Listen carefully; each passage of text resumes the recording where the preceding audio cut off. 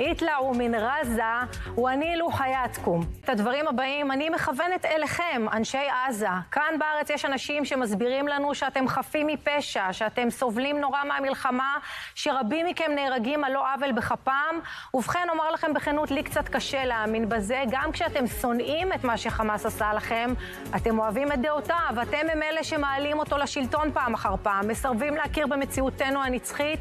אתם טועים לחשוב שבגלל שנשמעים מתוכנו קולות מבולבלים, כפרניים, שמתכחשים לסיפור היהודי, לשורשים היהודיים ולהבטחה האלוקית, אתם יכולים לגנוב את הזכות על הארץ הזו שהובטחה לאבות אבותינו. אתם חשבתם שה7 באוקטובר הוא התחלת הסוף שלנו, אבל באמת הוא התחלת הסוף שלכם. אם יש בתוככם אנשים שרוצים להוכיח לעצמם ולעולם שהם שונים, עכשיו זה הזמן. צאו מעזה, הצילו את עצמכם, המבול שנפתח עליכם הוא לא מאל-אקצא אלא מהכותל המערבי. צאו מעזה בהקדם, הצילו את אורכם ואת משפחותיכם. איתלעו מן רזה ונילו חייתקום.